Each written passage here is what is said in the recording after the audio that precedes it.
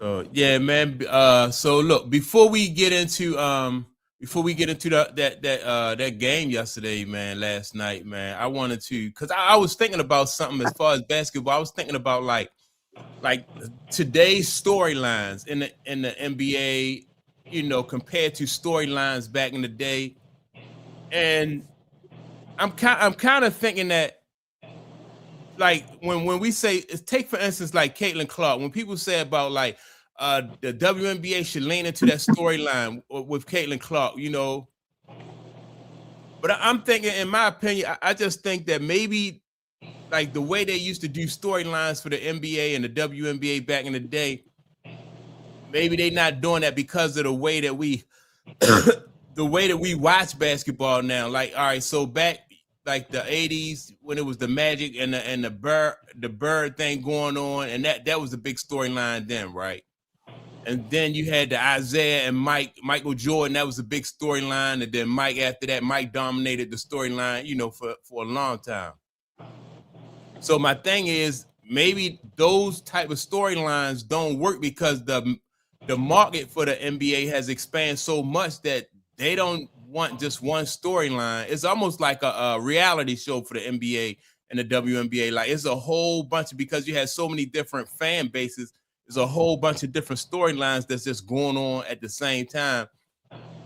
And certain people, especially me, I'm not used to that. I'm just used to that, like that one dominating storyline and a whole bunch of little like supporting actors as far as the NBA going on. Y'all get what I'm trying to say? Yeah, I get what you're trying to say, and you make a good point. And you don't want to alienate, you know what I'm saying, the casual. You know what I'm saying? You don't want to alienate the casual, I think. And a lot of times, like going back to Bird and Magic, it's almost like pick a side. If you weren't a big fan of Magic or Bird, you really ain't have no interest in it. I think now they want people that are just interested in basketball just to tune in.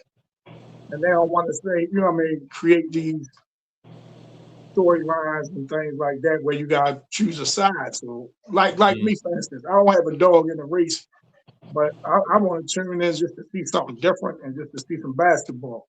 But, I wouldn't consider myself a casual. You might not have a casual that would do that unless it's a superstar they can latch on to. Right. That's a fan that they can cheer. They're a fan of someone that they can cheer. Well, I think Wemby brings a lot of that, though. I think I'm getting ready to say that. Yeah, I think he brings a lot of that. You know what I'm saying? You don't have to be really a diehard fan that, to want to see him, see the nature, you know what I'm saying, how tall he is and the things he can do on the court. He would garner a lot of interest from casual, you know what I'm saying? Yeah. And I'm not saying casual in a derogatory term. No. That, you know what I'm saying? You know what I mean? Yeah, I'm getting ready to say, I think,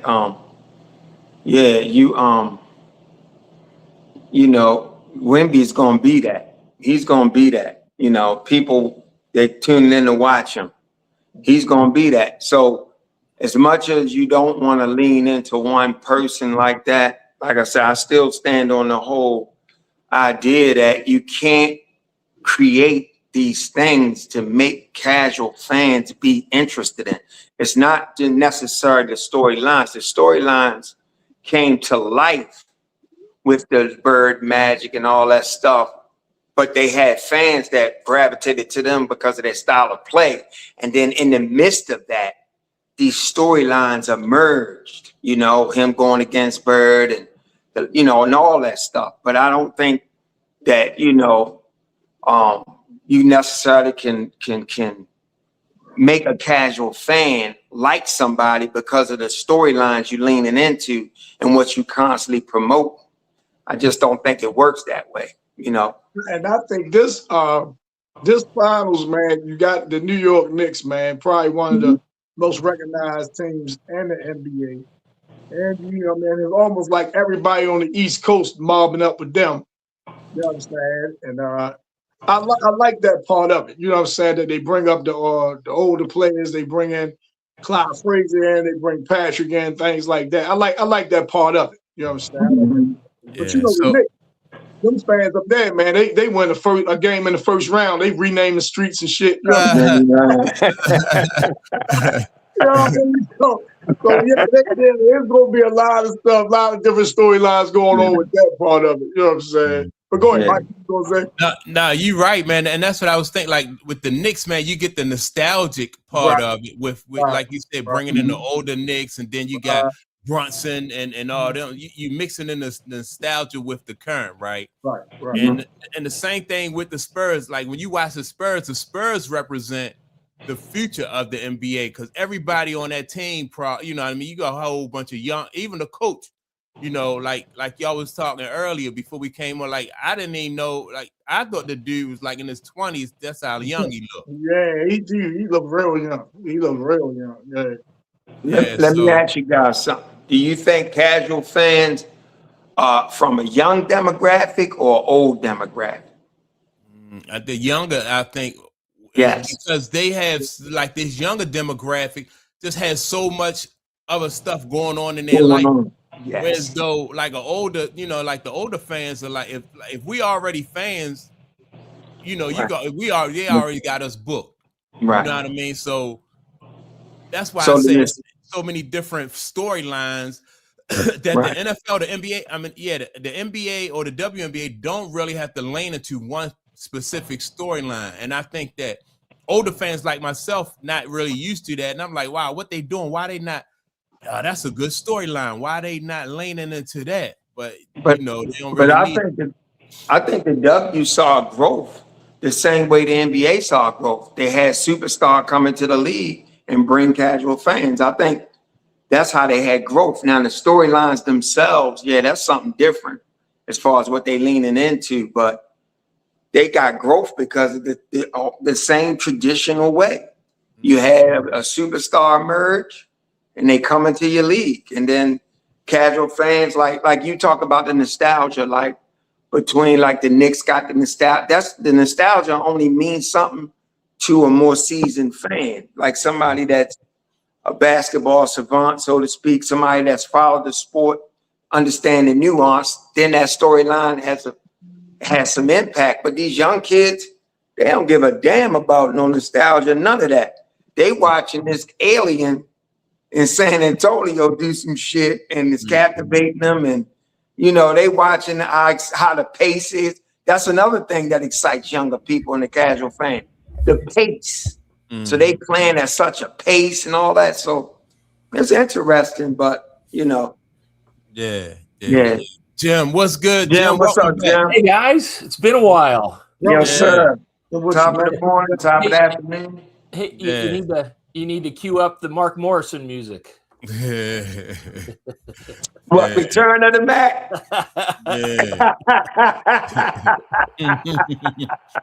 Yeah, Return of the Mac. I hear you. Salute to you, Hammers. What's that? 4868. I don't even have my glasses on, but yeah, Jim. We was talking about the not the nostalgia, but like how the NBA right now don't really seem to lean into one specific storyline like they used to back in the past. And I was trying to think if it was because you had so many, like the market for the NBA and the WNBA now is just worldwide. So if you just leaned into one person and made them the specific storyline, like what you did with Magic and Bird, and then you had Mike and Isaiah and them, maybe it would alienate some of the fans and they would miss out instead of just broadening the different storylines and just making it like that. Yeah, but didn't we kind of see them try to go back to that a little bit last couple of years with Caitlin, right? I mean, I think they fumbled it because they didn't do that right. But I mean, I see what you're saying. I think that there's too much noise going on in the media in general, right? We're constantly where we were at 40 years ago compared to where we are at now with media saturation. Every level is bombarded with nothing but noise, and that's kind of just the status quo across all sports. Right. And that leads me into my second thing is like when it comes to like the money and that's involved in these leagues, right? Especially the NBA. And they try to say that, well, for instance, they say, merchandise is down, and then you have attendance is down, and so people not really watching. But that may not be true because we watch basketball now differently than you know what I mean? Most people watching clips and highlights. They're not watching the full game, right? And so that means it's so fractured that and you have sponsors that sponsor so many different podcasts and so many different broadcasts and stuff like that. I think, in my opinion, they could be making so much more money, and it's not like you can't track that as a player because it's hard to, it's impossible to track the streams and all that stuff. I think the market now for the NBA and the money now for the NBA is bigger than it was wherever, because you filling up stadiums. The stadiums have a limit, but there's no limit on how many people can receive those those clips from the NBA. And then inside those clips you have advertisers. Right. Yeah. So I think it's kind of misleading, in my opinion. I was like, well, I don't know. I don't think they're losing money because this social media thing is really big when it comes to all these sponsors want they want their product, their message out there in front of people. You could do that better with social media and the internet than you can, hanging a banner or something in a venue where you got games at and just hoping that if the TV screen it flash or catch some airtime like that. You know what I mean?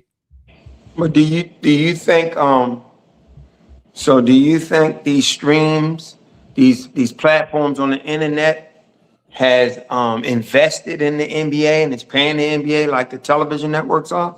Well, they invest, I think, from a sponsor because it's so much attention generated. But the sponsor is only paying the person that has that platform. The NBA ain't really making out on that. Oh, yes, they are. They participate in it. Remember, the NBA have not only do they rebroadcast their broadcast, the NBA, but then they have other people, like the NBA is in bid with ESPN and Fox and. Well, no, that's what I'm saying. Those networks. What I'm saying is, let's say, for instance, you're talking about a content creator, platform. People have platform and they showing clips and stuff. The NBA ain't benefiting from that. The sponsors are paying them because the sponsors want their product in front of those views, like impressions. When you get enough impressions, people want to buy into you. I was just saying, like ESPN is a network. All these things are networks, and they pay money. They got a contract with the NBA. I'm saying, do you think social media platforms have a contract with the NBA? I don't think so. I mean, some social media platforms, you can get. All right, this how you can have a contract without having a contract. If you like, for instance, a small podcast, you get AdSense, right? Mm-hmm. And so if you get certain amount of clicks and views, you getting clicks and views when you talk about certain people and certain players in the league. So that's incentive. That's incentive for you to be like, all right, yeah, I'm going to continue to talk and push this narrative, And so that's why I say it's different now. It's so much more lucrative, I think, than filling a stadium where a stadium got may have 30 or 40,000 seats. Who know how many people watching these different podcasts? But the beauty of the NBA and these leagues is these TV networks are paying them billions of dollars. Mm-hmm. That's the beauty of it for the NBA and NFL and all that. They make it so you're right. They not losing no money because they got these lucrative TV contracts. Now, as far as the restreaming and stuff, you're right. People don't watch it like we used to because everybody can watch the replay. They watch clips, but the NBA, but those platforms aren't paying the NBA or the NFL. They got other partnerships like with gambling sites and stuff like that. So I'm just saying, I just think the beauty of it all for them, why they making a whole bunch of money, is because these TV networks is paying them billions and billions of dollars to put the games on TV, regardless of how people watch it. Yeah, and then on top of that, it's like when we complain about, oh man, you know, they got games on Prime, then they got games on Hulu, and they got they're streaming games on so many different networks. Yeah. And I'm starting to realize that that's a really good business plan, because you know what I mean? You get your product out there, whether we go to Prime and watch it or not. Yeah. Prime's going to pay for it because Yes. they have their fan base. Yes. You know what I mean? Then NBC, you know, ESPN going to pay for it because they got their fan base, and then so you cover all the markets when you give everybody a piece of that pie. Yes. Let me speak to that, right? Because Charles Barkley spoke on this one time about the NBA. Adam Silver should try to do something about this. How you got to have all these, and we spoke about it before too. How you got to have all these subscriptions if you want to watch all the games and things like that. And I know everybody don't want to watch every single game. You know what I'm saying? So you got to, you know, like you say, Mike. You know what I mean? The people who do Prime, the people who do Netflix, the people who do all these different platforms, that's what they are tuned into to watch their team or particular game at any particular time. But I think sometimes, man, you might alienate some of the diehard fans having to get all these subscriptions. You know what I'm saying? And pay all this money to watch games. Now, I know everybody's not doing it, and everybody's not getting every subscription, like I said, but just the mere fact that you have to go through things like that, because they even got coming up this season, they got a Wednesday game, like the day before Thanksgiving. And I think it's on Netflix, if I'm not mistaken. If one of y'all know, you know what I'm saying, what platform it's on, but I think it's Netflix. And it's like a Wednesday game. And I think NFL, it went back to Netflix saying we could give you some more games, but you got to give us some more money. And Netflix like, no, we good. I think they got 3 games this year. Yeah. It's like, no, we good with the 3 that we had, like that, right? So, I mean, everybody, you know, you very seldom find somebody who's not a fan of the NFL. And most times people want to pay whatever subscription that they had to, but they didn't took over NFL Network, ESPN has. They didn't took over NFL Network. So I'm waiting to see if my red zone going to be affected by it and things like that, because ESPN, you know, they didn't board it. Sometimes ESPN buys stuff, man, and they fuck it up. So we're going to see how it goes. Here's the genius behind that business model. These leagues are no longer relying on the fans. Yeah. See, that's the genius behind it. So they don't care if they alienate a fan, because these streaming apps, Netflix, Peacock, NBC, ABC, they paying them. So they don't need the fans to pay them. They didn't build up these platforms. They got all these subscriptions, all these billions coming in, and they paying the NFL. So they don't give a shit about if they alienate a fan or not. They getting paid. That's true. I agree with that. And I find that we are still support, like fans who like, if you are opposed to the way the NBA is doing it, they still, I don't go to games, but I still watch these clips. And inside these clips, you know, I don't care if it's on, you know, I watch YouTube, right? So I get all my clips from YouTube, but even still in YouTube, they have these advertising and these sponsors. And so people who watch Hulu, people who watch, you know, whatever these other platforms is, they may not be on YouTube like me. So the NBA don't have to make me or coax me into going to their stadium, buying one of those flags and buying the sponge, you know, the sponge hand and all that stuff.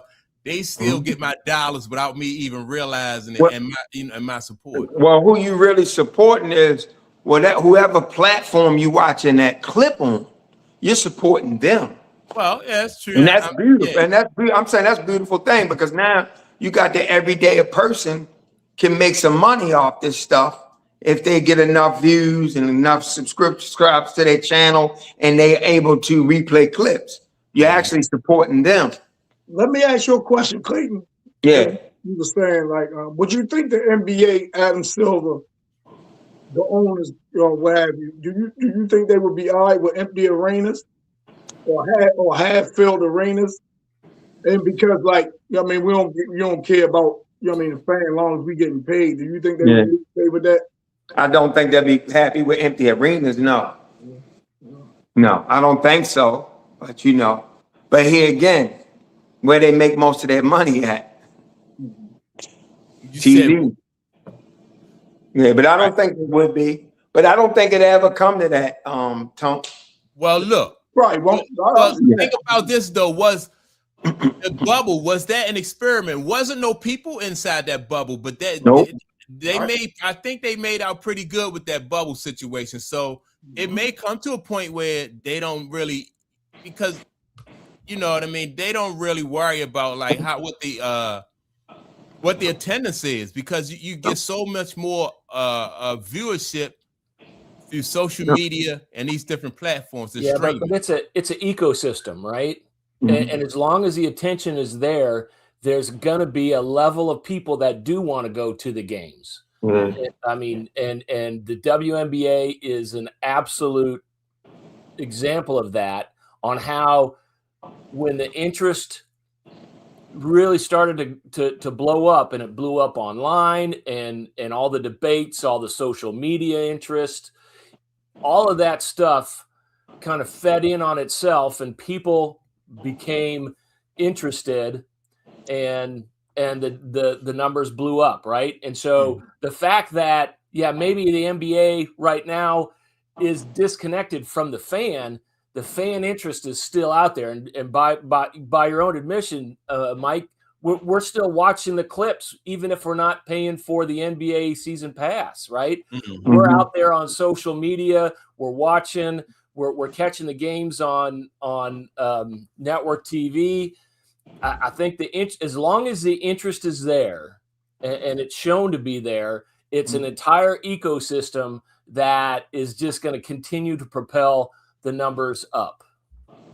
And Mike, you make a good point. The bubble could never happen if these networks wasn't putting pressure on the league to keep having games, because they already paid for those games.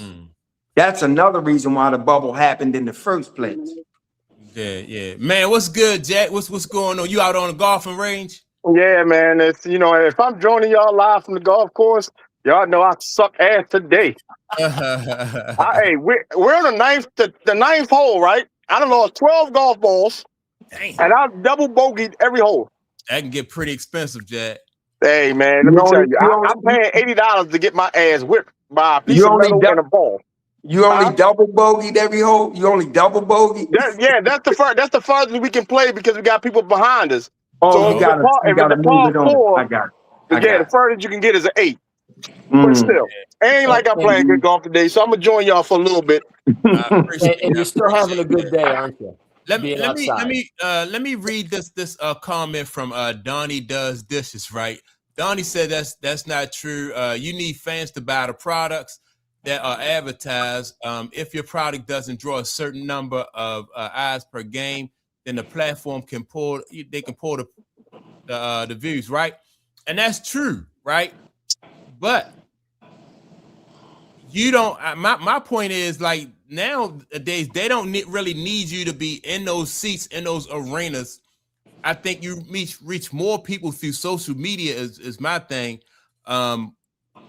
With as a sponsor, you reach more people.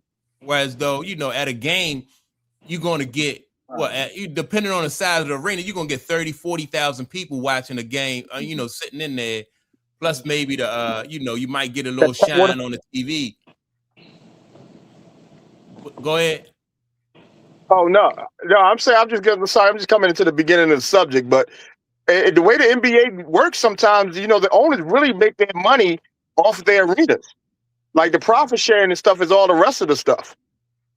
But the owners really make their money from filling the arenas. But I don't know. All right. Let's look at it like that. If that was true, that would be a poor business model, right? Because say this, I was drinking. You leaving money on the table. If you're not participating and you're not up to date as far as this social media thing is concerned, if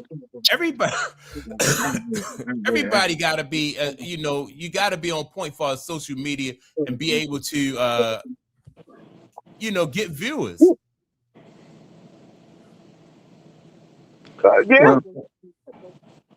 I'm curious about that comment. He said, if these platforms don't get a certain amount of streams, they can pull the content. Now, you would have to see the stipulations within these contracts to determine that, I would think. And I haven't seen any contract, but I know when you paying the NBA for their product, you're paying them in advance. So, now it's up to them to put these games on. Now you run the risk of the viewership itself, but a lot of these platforms already have built-in impressions, viewership. Like, I'm sure Netflix probably got 1 billion people that subscribe to that platform. You know what I'm saying? Just like Peacock and some of these other, they got billions and billions of people that's already subscribed playing monthly. You know what I'm saying? So now, you got all that money you paying the NFL and this, that, and the other. You already got a built-in audience. It's up to you now to promote that product and get your subscribers to view it. You just if you Netflix, you just putting something else on the menu for for all your people. To keep your people. That's what I would think. I'm not sure. Networks are the salesmen for the product. Say that again. The networks are the salesmen for the product. Yes, absolutely. Right.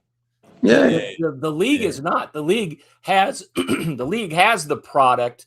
But they sold the responsibility of selling it to the network, ESPN, ABC. Yes. So somebody in the comment mentioned ESPN and WWE. Right now, I've noticed.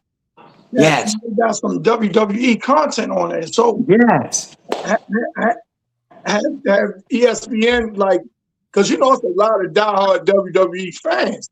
Yes. And ESPN is starting to, show their WrestleMania and things like that, right? Yes. So are they trying to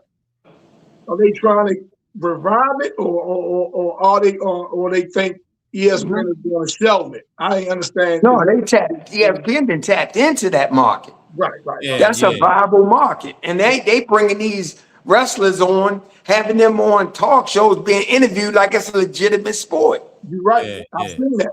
I've seen it on First Take, been on some of the other shows. So Cody Chai says that let me see, tickets / game day revenue for the NBA is $2.5 billion a year. That's 25% of their revenue, right? Okay. And all right, so that's good, right? But that still, sounds about right. That's really good.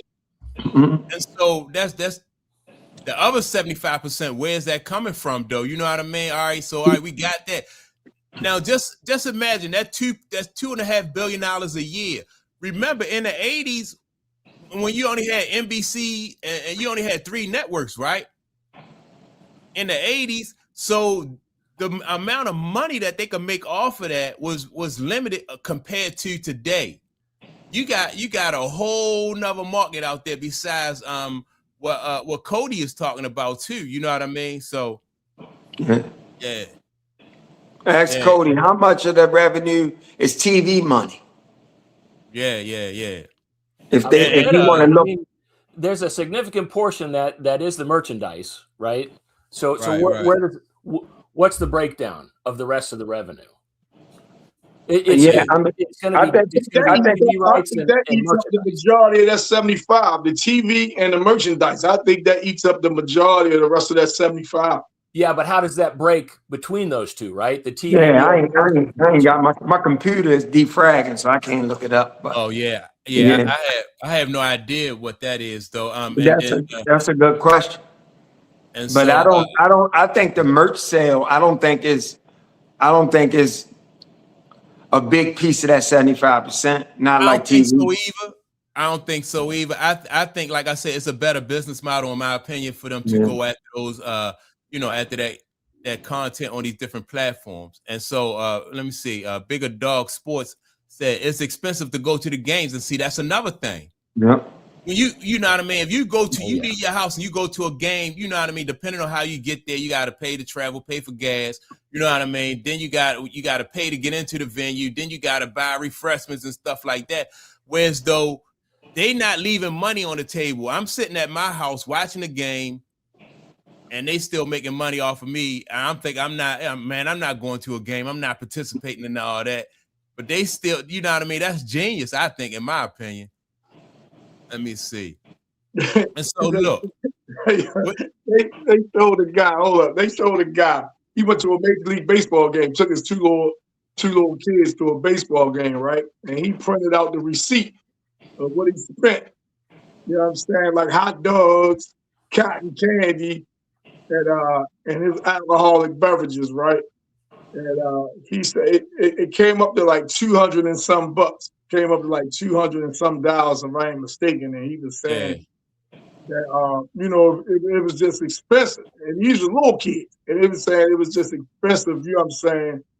Like someone just said about going to the game. Now you talk about like a $250 hit just going to the game. And I don't think he even had parking down there. If he maybe took public transportation, I'm not sure, but he didn't have parking down there. You know what I mean? Things like that. So it was like 200 and some bucks for him and his two little kids. Okay, I found a chart on Sportico. I've got I don't know how valid this is, but for the 2024-2025 season, it broke down to 38% is the national revenue, right? But that of the media, national media, 10% local media for NBA, 9% for concessions, parking, other, 14% sponsorships, team specific or sponsorships for a specific team, and then 28% for seating and suites, right? So right into that area that Cody was talking about, right? About a quarter, a little over a quarter for the seating, but about 38% for the national media revenue, and it said concessions, parking, other. So I'm assuming that is going to be merchandise. Concession, parking, other. That probably falls into it. You know, that you go to the shop or whatever, jerseys and hats and posters. Yeah, that's only 9%, which feels. I would have expected it to be higher. Well, but I can see like not everybody who go to those games buy those little sponge. They don't buy that stuff. Yeah. Not everybody buy, like the little, the little seat cushions or whatever they sell. But my man Kent, welcome back to the Kent. Kent was on here last week too, I think. Okay. And so what Kent said, good morning, urban platform and all social media like yourself, considering most Caitlin Clark fans have a very large following. And I question, to bring the league is ready to be without Caitlin Clark. And so like Kent, the question I asked earlier and is because why? Because I was figuring if Caitlin Clark, so many people like Caitlin Clark, why is the league not leaning into that? And then that's why it just made me think about, well, maybe I'm looking at it from the perspective of how the league used to operate when they get a superstar in there, but now they can still benefit from having Caitlin Clark in the league and not really focus so much on her because they have so many different ways of making money. But why do you think they're not focused on her? Like, well, I just think that I'm comparing her to like the way that the league leaned into LeBron James when LeBron James first hit the league. You know what I mean? Like LeBron James, like immediately was the face of the league. But I'm thinking like basketball, sports today don't have to do that because it's just so many different. The market is so big. You have so many different people look like in different players. You know what I mean? Different teams. So you don't have to alienate no part of the market. You know, if you're a Caitlin Clark fan, you know what I mean, and you diehard basketball fan, you can still enjoy Caitlin Clark, right? And then that's even better for the market because now that creates friction with a whole bunch of different other fan base. Now you got back and forth, you know what I mean? Just like, Well, they started the season off, and the very first game on national TV was them going against the Wings. And they had to sit down with Caitlin before the game. She was on NBC with the NBA. Every single FIBA game is on national television. I don't understand. Like, I mean, yeah, you're going to talk about other things going on in the league. Other teams is getting TV time. You got to have that. That's happening. But I still feel like she's the most scrutinized player in the whole league, whether good or bad.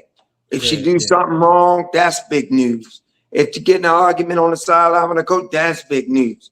If she break a record, that I just feel like they still leaning in her. To me, yeah. Well, I don't see where they not. I just see now, and we talk about WWE, the wrestling and stuff like that. I just see they're taking that approach to the NBA and the WNBA because it's just so many. What's the other young lady? Angel Reese, you know what I mean? She's somebody who's polarizing. And you see, you know, a lot of people love Angel Reese. Some people don't love Angel Reese, right? And that's a whole nother storyline that, you know what I mean? It just generates so much attention. Let me jump in, man, and talk about the LeBron James dynamic, man. The NBA always had an issue. I'm not gonna say a problem, but they had an issue. It's the timing thing with LeBron. You know, Mike was just leaving. They wanted to make the next one, right? They wanted to make the next one. But the NBA always does it. If you go back even before that, they attempted to do it with Grant Hill. LeBron was able to carry it, right? They wanted to do it with Zion when Zion came in. They wanted to do it with Ja Morant. They wanted to do it with Anthony Edwards. The NBA has this thing where you have to push one particular player and all this face of the league stuff, man. And I think that's not necessarily a good thing. Let players become who they are. Let them naturally progress and turn into the player without the NBA trying to get their machine behind them. Sometimes, a lot of times, that backfires. You know, they always want to be who's the next one, instead of pushing the next team. You know what I'm saying? Instead of pushing the next team, man. I think, you know, sometimes they do allow them players a disservice because they're not ready for that spotlight. They don't want, even Andy Evans, like, man, I don't want to be the face of the league. You know what I'm saying? Ja Morant, you know what I'm saying? He's showing you that that's not what he was able to do. You know what I'm saying? The immaturity and, you know what I mean? And the lack of smart decisions he's made off the court and things like that. Zion showed he's not ready for that. You know what I mean? Not taking care of his body, his health, and things like that. I think the NBA should stop that, man. I really do, man. I think they should. Look, why do you think they identify those particular individuals though? Because they high draft picks. You know what I'm saying? They high draft. I don't think they factor in enough of what you call it, like personality. You got to remember Michael Jordan had the personality, things like that. LeBron had the personality for it. It's more things than what you can just do with the basketball. So, you know, they pick and choose. You know what I'm saying? We had a show a couple of weeks ago talking about marketability. You know what I'm saying? Are they marketable? You know what I'm saying? Can you put them in front of the camera and can they articulate themselves? Can they reach different audiences around the globe because it's a global game now, things like that. And a lot of them guys, and I'm not saying to the, you know what I mean, it's a bad thing, but a lot of them guys aren't good at that. They aren't good at that. You know what I'm saying? Well, let me say this, right? I think a lot of the younger generation too, not that it's a bad thing, but maybe they have that me first type attitude, right? And so how that affects the marketability of these players is like, imagine you want Zion to be either Zion or Ja Morant. You want these guys to be the face of your league, and then Zion don't. You know what I mean? He don't take care of himself as far as like being able to diet right. Then you got Ja Morant. You want him to be the face of, not even the league of like your product that you're sponsoring. And then you got Ja Morant who go out and get in trouble, you know, off the court. And you invested millions of dollars and a whole lot of time in these athletes, right? Whereas though the social media part of it and the advertising part of it, you don't have to make them a partner. You can make them the story and still benefit and make money off of them, just like you know what I mean? Just like a reality show. So if somebody just shows themselves to be worthy of being the face or somebody who is some, you know, people can generate and look up to, that's cool. But if not, there's still a storyline there, whereas though you can profit off of that. Yeah, but linear TV don't really put the same content out as content creators. The soap opera and the reality stuff is more so with content creators, and that's driving up their numbers, and they getting sponsorship. But the linear television people, they don't lean into that. Well, if you look at, and that's true to a certain extent, but if you look at the way Stephen A. Smith, the way he reports stuff, he's not giving you when he talk about sports, he's not really analyzing it like like somebody who used to do in the past. He giving his opinion. He's getting into some other things. You know what I mean? He now, you know what I mean? We just had the situation with Jaylen Brown. He threatening Jaylen Brown. He threatening Kevin Durant. You know what I mean? Like. Like sports broadcasters probably back in the day would have avoided that type of situation, right? That's true. But this is a whole new market, and I'm questioning. I was like, man, how could he get away with that? But this is it all just draws attention. That's clicks and views. Yeah, that's views. Now, Tom, you think some of those guys in college, they had a lot of viewership, like Grant Hill. People they like Grant Hill in college. Zion, people tuned in to watch. So I think that played a part in sometimes the NBA identifying certain people, saying we're going to push this person because they already got eyeballs on them. So they're just trying to expand it, you know? Yeah, and I was a big Grant Hill fan. I was a big Grant Hill fan. Not so much Zion. I think Zion was a lot. But you know what I'm saying? I was a big Grant Hill fan. And I'm saying I'm not blaming the players for that. I just think they it's thrust on them, you know what I'm saying, to be the face of the league, and they not necessarily might not be ready for that. You know what I'm saying? You're absolutely right. You're right. Sometimes it sticks, sometimes it don't. Right. Well, more often than not, it don't stick. You know what I mean? More often than not, it don't stick. Right. But it only got to stick once. Well, you only got every generation. You just got to stick one. Like here again, we got the alien now. He ain't come from college, but that's all you need. Yeah. I mean, it feels that's organic, all we right? think. It feels organic. The attention that he's getting. Yeah. It's not, hey, we choose you. It's no, he's stepped out because of what he can do and his personality. Yep. Well, and I like the way his situation developed, because it do seem like it's more organic, right? So that right there is a great storyline. Right. And the league is already protecting them in a sense, you know, almost like that's the next one. That's our guy. We, you know what I mean, don't mess with him with the elbow. You know what I'm saying? With the missing the press conference, we only gonna give him a warning. We ain't gonna fine them. So they already kind of like treating him. You know what I'm saying? You know, they already kind of like treating him like that's our guy. You know what I mean? You know what I mean? We don't want him mad at us. We want him, you know what I mean, to step into this role that we want for him. He's already ready for him. All he gotta do is walk in it. So, you know. I think he didn't get a suspension because you wanted them TV ratings. Yes. You don't want that game without that alien on the floor. As sure as God's got sandals, they're going to protect the money. Yeah, protect the money. That's what it is. Yes. Yeah, and so speaking of money, right? And like I was saying earlier, they making so much money. You know what I mean? Like the NBA and the league, I think right now is just making so much money now that it would be hard for these players now to know what their worth truly is, right? And so when you talk about like what is the market share? What is it for NBA players? Is it a 50-50 yeah, it's 50-50. Is it 50? Right. They got 50-50 rev share. Yes. Yeah, the revenue share, say it's 50-50, right? Yeah. But that 50, it's hard for them to track what they're doing as far as like streaming and stuff like that. So the league is making a whole lot more money. You think you got a 50-50 deal, you be like, all right, that's good. That's a good deal. But you don't know, you can't really track all the money that's coming in because you know how it's coming in. You like, how do you track and regulate streams? I mean, they've got to make filings. They have to report numbers. Right. Yeah, that's got to be public information. Yeah. Yeah. And when you say streams, what do you mean, Mike? What do you mean like by that? like advertising dollars and stuff like that. When they make advertising dollars and stuff like that, that's a whole nother revenue that I think that like players really haven't tapped into and caught up to when it comes to the NBA. I don't know, because I think all the revenue is included in the negotiations.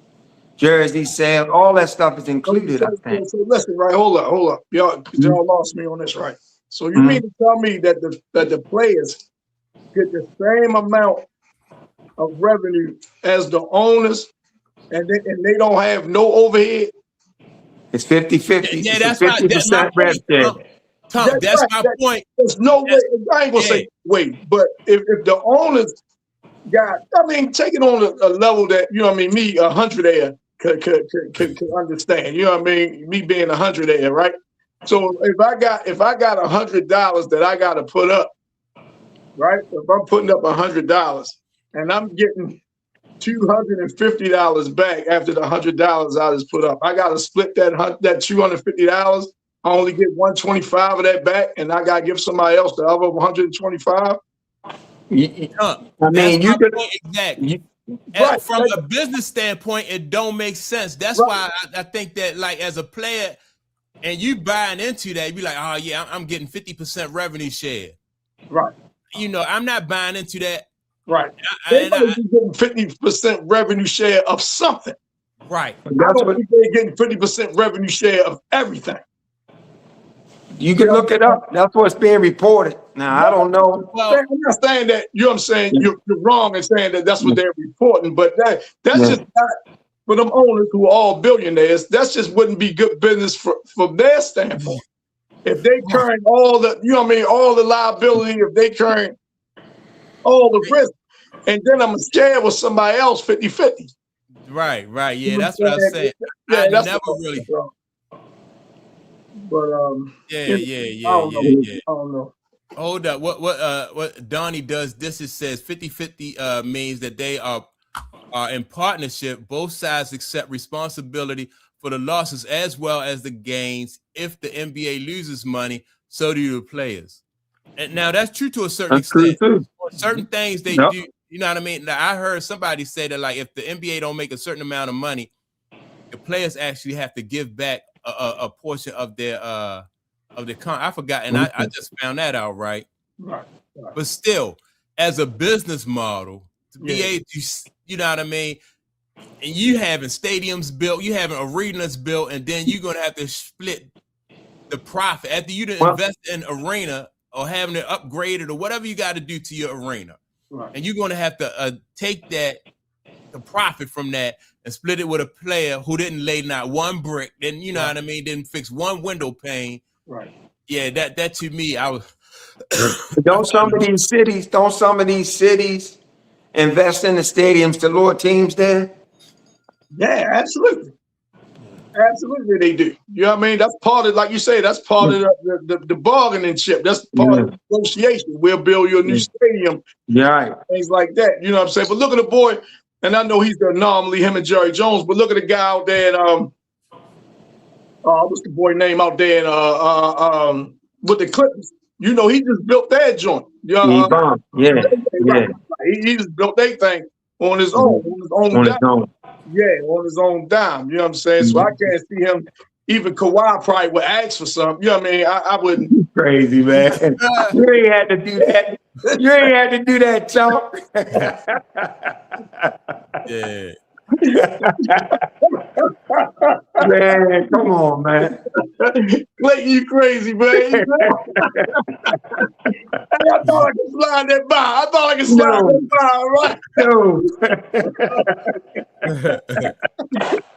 Yeah. You know what I'm saying? All right, man, I gotta get these guys some of, you know what I mean? But you know, I don't know. You know what I mean? It just seems weird, man. It just seems weird. Yeah. So Jim, listen to this comment from Donnie Does This. It said the NHL has the same thing. The NHL lost money in the bubble, and the players had to pay back the owners. Right? I didn't even know that. Were you aware of that? I mean, I think I remember hearing something about, but it's what we're talking about, right? They're both the owners and the Players Association They come with the CBA, and they're in the same boat, right? We either make money together or we lose money together. Yeah. And let's look at Major League Baseball. Them stadiums be empty. And they be empty. You see what they doing now, Jim? You see what they doing? Too. Yeah. Huh? They trying to put a, there's no cap in baseball, right? Right. Now they trying to not only issue a cap, they trying to issue a floor too. Yep. Okay. They trying to issue a floor in baseball where it's something where your team's salary got to at least be X amount of dollars. Because you have teams like, I don't know why they always come to mind, but this is the team that always come to mind for me, and that's the Pittsburgh Pirates. They always come to mind when it's about their team's salary and stuff like that, and their team's payroll, and that little bit of money that they pay out for all those players. Man, it's almost like a farm system. So as soon as guys get able to sign the contract, they get out of there. You know, what I mean? They get out of there. So I don't know, Jim. You tell me if you think the major players association, you think they're going to go for that? Do you think they're going to go for that? So I heard the and I may have got this wrong, but I heard what the owners were proposing was increasing the luxury tax, and the players came back with, we want 50-50. I don't know what the split is now, but they're wanting 50-50 with a hard salary cap and so do away with the luxury tax garbage, salary cap it, and give us a floor. Right. And then, like you said, Clayton, before, them owners, man, they don't even care because the revenue sharing, the owners of the Pittsburgh Pirates and a lot of other small market teams, Cincinnati, they still getting money. You know what I'm saying? They still getting money. They not even really caring about winning. At the end of the year, they in the black. So that, you know what I mean? So they really don't even care. Yeah, you're right. You're right. Yeah. Let me ask y'all this, change speeds a little bit. Have y'all been following the WNBA, watching the Fever and watching any of those games? I watched a few games. I like that Portland team. You checked out the Portland team? I like the Valkyries. Valkyries pretty good. Yeah, I like. You got a question up there saying, is it ready for a future without Caitlin Clark? You think she's not going to be around too much longer? No, I don't think Caitlin Clark going nowhere. I just think that I don't know what the relationship is between Caitlin Clark and what's the young lady, like Stephanie White, right? That right there, I think is to me, it just looked like it's becoming more apparent that it's some friction there, because now I'm seeing Caitlin Clark be more animated and stuff like towards, like, you know what I mean, like coaching staff and stuff like that. It seemed like Caitlin Clark is starting to get a little bit more. She's starting to get frustrated. I think Caitlin Clark, because she's very coachable, she didn't really she ain't really try to make no waves. But now, what's she in year 3? And so she want to be able to do certain things that's going to benefit her game and help the team, whereas though she might be feeling a little bit handcuffed, in my opinion. Yeah, they had a blow up. They had a blow up last night. Yes, they did. And Stephanie, it was bad. Yeah, Stephanie turned to Raven, told Caitlin, get out the lineup, brought Raven in. So yeah, I think that's definitely headed for a split. And Caitlin is non-committable. So when she was on Candace Parker podcast and they were talking about the money Aaliyah signed for, she was more so saying, like, if I sign.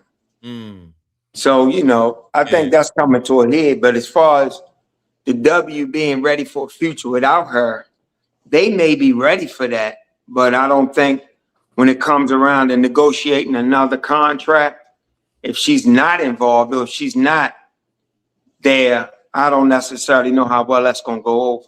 How long is this contract, the one they just got? How long is it? I think it's just till 28 or 29 or something. Oh, it's not. Yeah, so it's not even that long then. Okay. Yeah, it wasn't. I don't know. Somebody check that. Don't quote me on it.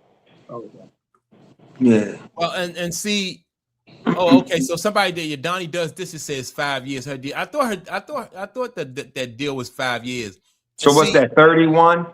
It'll run through yeah, 31. 2032. Oh, 32. 32. Okay. Well, to All go right. Yeah. through, to go through 30. Okay.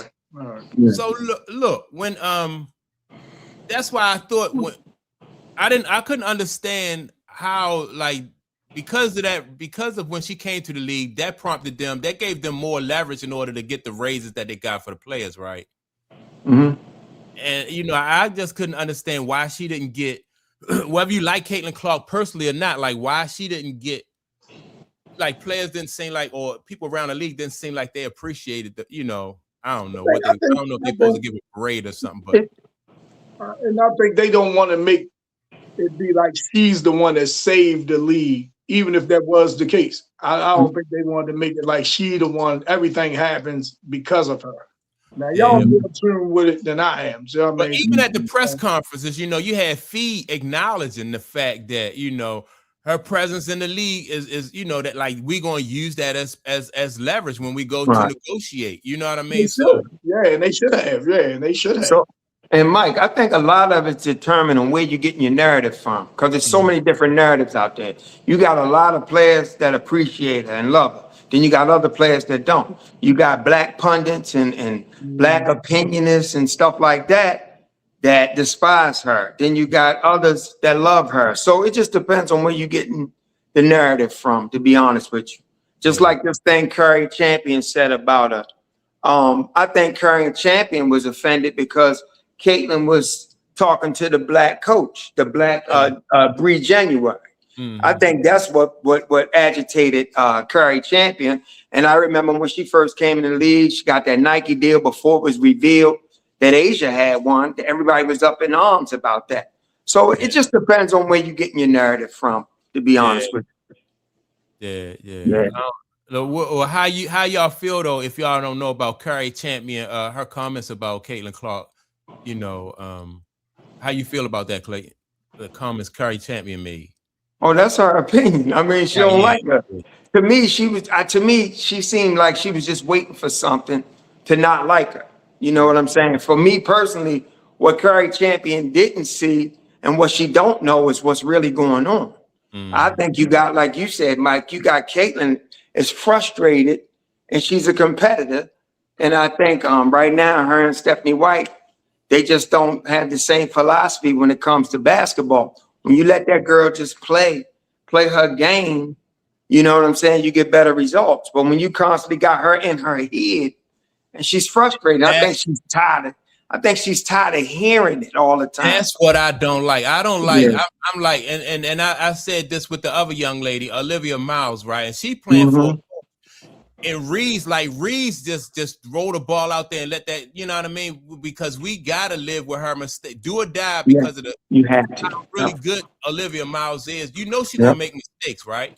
So allow her to grow and make mistakes instead of constantly coaching her all over the court. And that's the only thing you know what I mean? I don't even like talking bad about Stephanie White, but I was like, don't coach her all over the court like that. Right. Allow her to, to do her thing. Yep, that's the thing. And I also believe that when Christy Sides was there, Christy Sides realized that you just gotta let her go. You just gotta let her go and play, and you saw the results. That second half of the season, they took off. Just when they played the Mystics, after a while, Caitlin was like, "F it," and she just did her thing. So just like last night. Man, I'm going back and forth between the Spurs and the Thunder, and they jump out to an 8-2 run early in the first quarter. Stephanie calls timeout, or she subs Aaliyah, Caitlin out the game right when they're in the rhythm. It was only a few minutes in. Yeah, I don't understand what she's doing. I really don't. Now you throw the rhythm off. Yeah, that's weird. And the game just started. That's weird. It just started. That's weird. Right. So Yeah. she had the opportunity to stretch the lead. Yes. You know what I mean? And she really stopped her own team's momentum. Yes. Yeah. Yes. Yeah. And then after that, Portland went on a run and never looked back. I wasn't watching the game, but I was watching the scores while I was watching the the Game 7. Yeah. And I was shocked at how quickly that Portland turned up the heat on them. Stephanie broke the rhythm. Yeah. She broke the rhythm. So I don't know. The WNBA might want. I do believe that they want a future without Caitlin. I do believe the W want growth without Caitlin. They want it to be about the league overall, so it's not so reliant. I think they want that. Yeah. I'm just going to sit back and see if that happens. I just don't believe it's going to happen. But that's not an overnight thing. You got to ride the interest where it's at right now and build on. And if they do it slowly, they've got a chance to do that. And go. I don't know either, but I think they've got a chance. Could you see Caitlin Clark leaving though? Could y'all see Caitlin Clark leaving that team? Can y'all see that? I can't at this point. Yeah. If the front office sticks with Stephanie Weiss as a coach, I can see it coming to a divorce because she already didn't commit about the new deal or nothing. So I can see that. I definitely can say. But you got to know this, Jim. In some of these new markets, like Portland, like Golden State, of course, it's excitement in packed stadiums because it's new, and they got fans that's thirsting for that. But you still got Atlanta playing in front of 7,000 people. You still got some of these other teams, Dallas. They playing in front of smaller arenas. Yeah, they moved Dallas to bigger arenas when a certain matchup come, but I don't necessarily know. Like even where the Liberty play, I don't know. Do they play in the Barclays Center? Dude, I don't think so. I don't think so either. Yeah. So I don't know, man. We gotta see. But I can see it. All I know is Minnesota's looking good, and they don't have Fee right now. They don't have Fee right now. Nope. That is the way. And see, I like the way Minnesota look right now, man. And because their team is playing so well early, they don't even have to rush Fee back. Yep. They can't, but they can't rush her back anyway. But you're right, they don't have to. Yeah, they don't have to rush her back. And what about the Aces? Now I hope this girl, what's her name, Kennedy? What's Kennedy's first name? Kennedy. Her last name Carter. Oh, Kennedy. Yeah, I hope Kennedy Carter, man, don't get. I hope she just go with the flow. What's she averaging? Almost 20 points off the bench, something like that. She was, but did you see that? Did you see her latest social media comment? That's why, Kennedy Carter. That's why I made that comment, man, because she said she alluded to the fact that she think that the coach have like restraints on her, right? Yes. But I appreciate the fact that Asia, told her, like also liked another post where as though it told her to just calm down a little bit, and be more professional than that. Yeah, because Kennedy Carter, man, she's a wild card. Yeah, he's a wild card. I know Asia is respecting all that, but I don't think nobody in the league can tell this girl nothing what to do. Tell that girl nothing. She get in her head that it's one way. It's one way. She remind me of Rashid. Remember Rashid? What's Rashid last? Rashid Wallace. Rashid Wallace. Yeah, everybody's like they try to talk him out of getting them technicals, but he couldn't help himself. You know what I mean? Yeah. Now, when you talk about the NBA being ready for a league without LeBron, that's easy to say because he on his way out, and they got other stars now. Yeah. That's a no-brainer. Yeah. They can. Let me see. Urban said Carter can't mess it up because she's on a professional team with women who are champions. And see, that's what I want her to realize is that all the leverage is with the team because they are champions. You know what I mean? Becky Hammond is a champion. Asia Wilson is a champion. Then and they got so much experience over there. She can only mess it up for herself. Right. Because there's stuff like that matters. You know what I mean? Oh yeah. So she can only put. Right. So but right now, that's a good point with some time. Right now in the West, man, I don't see. Like I said in the beginning, I can't see Minnesota look like the team over in that West. The Aces, I think they 4-3 or something. Yeah, something like that. Yeah, because they just lost to who the Aces just lose to. I forgot. Yeah, but they did just take a loss. More games than that. Okay. No, it's so, and that's another thing. These narratives, man, it's so early in the season. Right. I thought, I'm gonna look up when they get around 15, 16 games, and I'm gonna see what's what, right. but it's so Halfway through the early. season or something. Yeah. I thought Yeah, there could be more games than that. Okay. yeah. Yeah. But like you say, see, because we seeing a lot of them now because of that new deal. So you think it's more games being played than it really is because they on a lot more than what you've seen in the past. Yeah. So Yeah. man, it's Yeah. interesting. Tom said they got to get rid of those WNBA referees and because the WNBA referees are the worst referees in professional I sports. think there's a lot. Yeah, there's a lot more eyes on the reffing, and we're seeing the difference between WNBA and the NBA reffing. Mm-hmm. It just seems like they just allow those young ladies to play so much more physical too. They're brawling. Yeah. Well, it depends, right? Because they're calling it tight on some players. Yes. Mm-hmm. Yes. And it gives it feeds into that perspective that they are targeting some personalities and letting the other ladies get those claws out and go to town. Yeah. I mean, it's the WNBA reffing is as soft as a Cinnabon sampler. Mm. Yeah, I guess you're right. I guess it depends on who the player is. Yeah. But, and that's another. Go ahead. Go ahead. That's another what? No, that's another thing. Current champion was saying that Caitlin preferential treatment. The girl almost fouled out last night. She got technical fouls. I don't know. That's why I say I think she just don't like her. Yeah. Because that's totally not the case. Caitlin can't play D. She can't do nothing. The girl last night bowled her over, foul on Caitlin. So I think the league is trying to put a fire on, smother that fire. That's Caitlin. I think they really are trying to do that. Dude. Yeah. Well, I've been saying that for a while, and I don't know if we for the same reason, but I do think that they trying to kind of throw a blanket on that fire. What my man Tom said, Uncle Clay, I know you back in the days when we played ball. Let me see, it was no crying. You took the foul and you played in the WNBA. Special players get special whistles. Well, and when you talk about like taking fouls and playing through the fouls, it used to be like if you flopped in the NBA back in the day and your opponent got an easy basket because you flopped, that wasn't a good look. That was frowned upon, and so now you're going to sit by the coach. Yeah. But now, you got guys who, if one guy, you get fouled at one end of the court, you stay down there and fuss with the ref while they down there 4-on-5, or even worse, getting a layup.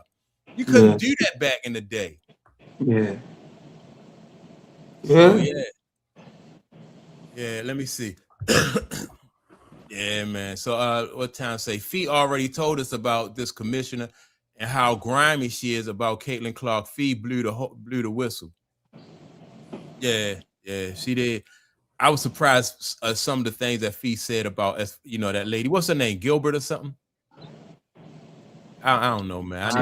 Engelbert. Engelbert. All right, Engelbert. Yeah. She did blow the whistle on her. Yeah. Man, I wish that Game 7 was the day, man. Because when we get off here, man, ain't nothing to watch. I don't watch baseball. Man, it's been beautiful. Yeah.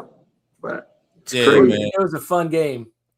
So what do y'all think though? Like how do the Knicks match up with OKC? I don't know. I think they match up okay. I think because they can get after him defense, like they could be more physical defensively. I think the Knicks will have they match up with them from that standpoint. Yeah, I agree. I think the Knicks definitely gonna play hard. Mm-hmm. I think what's gonna help the Knicks is that they're rested, and we've seen what a wore out Wemby will look like, right? So I think San Antonio's definitely got to rest up and be ready because the Knicks have been chomping at the bit. Well, San Antonio get 3 days, like Sunday, Monday, and Tuesday. So now in that game one, now you got New York gonna have the rust factor where Spurs is gonna be kind of rested. Yeah. And it's in San Antonio. I So was just about to ask that. I was just about to say where did he start? Yeah, I mean, I agree with Tom. Tom said that what he said, his pop told him that rest causes rust. Too much rest. I think I think it do. I think it do. I do think it. And I ain't counting the Knicks out either. No. I ain't counting them out. I ain't counting them out. I think this could go 7. Yeah. I ain't counting them out. I hope it goes 7, Jim. I do too. Yeah, I ain't counting them out at all, man. I love watching Wemby play, but I ain't counting them Knicks out at all. I'm not. The way their team playing, they playing together as one unit. Yes. Mm-hmm. Yes. Everybody bought into their role, huh? And once that's over with, man, we got golf, tennis, baseball.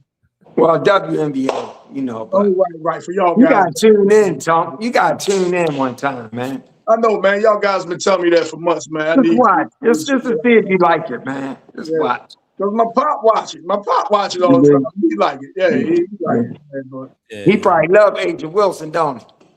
I don't know. He don't talk about it. Okay. players. Yeah. He used to be watching the games. Yeah. He used to be watching the games. Yeah.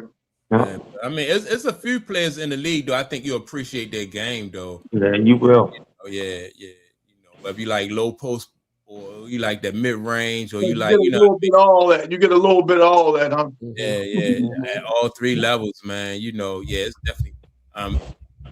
Tom said, I'm trying to understand. Do young brothers need rest, or is it that old people need rest because you know how they look? Let me see. The average age of the Spurs is no more than 25 years old. Yeah. Yeah, but I think like it's not about, it's about staying in rhythm though. Rhythm.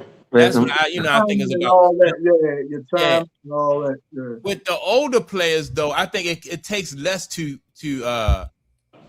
get them back in their rhythm. With the younger players though, you know what I mean? Too much rest, I think, can take them out of their rhythm. A little bit out of their rhythm. Then they have to get it back. But also, what's that game? What game was that? Game 5? See, San Antonio exerted so much energy on defense because they had held OKC down to like 80-some points. They put a lot of energy out. So it is a case where that next game, they was exhausted. Once they go late into the game, they was a little exhausted. You could see Wendy was laboring, man. Yeah. He was laboring. So that's part of it too, how much effort you're putting out on defense, because that take a lot of energy. Well, Wemby even said that. Remember, they lost game 1 to who they lost to Anthony Edwards and them, right? And he said he just expended so much energy on defense. He wasn't as effective as he wanted to be, you know, on the other end, right? Yeah. Now, do y'all think it was a mistake for him to say that publicly? You know what I mean? Because now people say, all right, well, we're gonna make him work at this end, right, and wear him down. You know, that could be part of people's strategy. Yeah, I don't think he should have said it, but I don't think that meant that people wasn't thinking that already. You know, right? Yeah, I think they were already thinking that already. Right. Yeah. Thinking it already. Yeah. That's why they play him the way they play him. Mm-hmm. Yeah. Try to get up underneath him, make him work and everything. He don't seem to be like on the pitch count though. He's not. Not in the playoffs. He's not. Yeah. Yeah, definitely not in the playoffs. This for all the marbles. You know what I mean? Right. So, and it seems to be good for him because it's building him as he goes. Yeah. We watching this in real time, man. Yeah. I messed up the other day because I asked my stepfather. I said, "What you think about Wemby?" I knew once it came out, I knew what I was getting ready here, boy. I'd seen this before. Will Chamberlain and Ralph Sand, he just went on and on. And I said, man, I knew he was going to say that. Why even bring it up? Man, I'd like to talk to your stepfather, Clay. I'd like to talk to him. Oh, yeah. You would love him. Hey, Tom, You would love Al. You would love him. I like to talk. He speak your language. Yeah. Right, right. Well, I've been They saying debate all the time, huh? the whole time that Wemby reminds me of Ralph Sampson, though. Yeah. If you take the 3 ball away, they pretty much the same play. I was gonna say, man, he was dialed in that game 7. Yeah. Behind the arc. Yeah. It was silly. So if Ralph give me a crossover, a step back, and all that, I'll say, yeah. I ain't see Ralph doing that. I'm sorry, yo. Ralph can do that, man. I'm telling you. I ain't see it. They wasn't even doing the little Euro steps and shit back when Ralph played. No, we're not talking about the exact same moves. Yeah. You know what I mean? I ain't even really see Ralph really patting that ball in his left hand. Yeah, Ralph had it. He had it. It's just that Ralph Sampson, he came along at the wrong time. That's basically. Yeah. Because I just heard a story of Patrick Ewing just told a story about when he played against Ralph Sampson, right? And when he was at Georgetown, he said that he played. Ralph Sampson stepped out and shot a 3-pointer and made it, right? And Pat said he wanted to go back at Ralph, so Pat go down the other end, and he shot from the free throw line. And John Thompson immediately called a timeout and cussed him out. You know what I mean? So Ralph, yeah. Pat was, he said, man, he said he cussed him out, said, get your MF and hands under that basket, man. Right. Yeah, so but that wasn't Pat game. No, but my point makes is a that, difference. my point is that all those guys, and even these guys in the NBA today, have skill sets that they have to sacrifice for the better of the team. You might be an offensive dynamo in college, but that won't be your role if you go to certain teams. You got to play defense if you want some time. Chuck Daly used to tell people that if you're not playing defense, you can't even get on the court. Hey, so that's a good segue for this, right? This upcoming draft. You know what I mean? Everybody heard about the Boozer boy, the Banster, the boy from Kansas. What y'all think about? Because I've read an article where they say Chicago. I think Chicago picks in the top 5. I think. I'm not sure where, but I think Chicago in the top 5, and they talk about that guy Acuff, right? He's almost like a carbon copy of Derrick Rose. So they were saying that Chicago should draft him because he's an exciting guard. He's explosive. He can score and things like that. And this upcoming draft, but I didn't read a few NBA draft projections, but they don't have him going that high. They have him in the top 10. But they don't have him going that high where Chicago picks, right? So, and I heard that what's the name might take that Boozer boy instead of the Banster, the Wizard. I was listening to one guy say, man, that he might be more pro ready. You know what I'm saying? Than the other guys that's at the top of the draft. I think out of all those guys, I think Boozer is the one who's not. His game is limited to me. Oh, okay. Yeah, I think Boozer. He number one, he don't play above the rim at all, which and then his game is bully ball, right? And so at the college level, you can bully these guys a lot easier than you can. When them guys start get that big paycheck, and then you going against the best of the best. Yeah. So they already said he need to develop like a mid-range game. You know what I mean?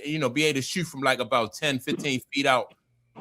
So I've heard that too. They say he's not athletic, but they say he work hard though. They say he works hard. They say he's not athletic, and he needs to get more of a like you say a shot 10, 12 foot. Shot or whatever, more consistent. But I said so. I just thought, ain't nothing to slam dunk because you don't know. But I just thought that it was even between the Banster and the boy coming out of Kansas that Peterson. That the Wizards was see. And if the Wizards take Boozer, man, then I would take Stebanza out of all 3 of those guys. Because number one, the dude coming out of Kansas, I think he's too small. He remind me of the guy that's at Portland. What's the guy at Portland number 0 with the big bush? Dang, I forgot his name. But yeah. he I only know like what you're talking about. You're talking about that guard came out a couple years ago. he only like 6'2", Yeah, you know what I mean? I know what you're talking And he a dynamic ball player, but I'm not big on, you know, like if you 6'2" and under, it's tough unless I you thought shoot. the dude Peterson was bigger than that, though. I He's thought he was 6'5". bigger than that. Peterson's 6'5". The guy Kansas, Yeah, the he's kid at bigger than Kansas. that, Mike. Yeah, I thought he was 6'4", but yeah, I know he's Okay. bigger. Yeah, Yeah, he's in there. He's in there. 6'4", Okay. 6'5". Yeah. Yeah. Oh, all right. Yeah, I know. I thought he was short, like around about 6'2". Yeah, but I was watching them mock drafts, and they saying that Boozer might get the nod from the Wizards. Now they say Anthony Davis already. I don't know if he came out and said it, but he like hitting around that he want to go. Yeah. So maybe the Wizards might say, "Well, all right, we can get him to fill that spot."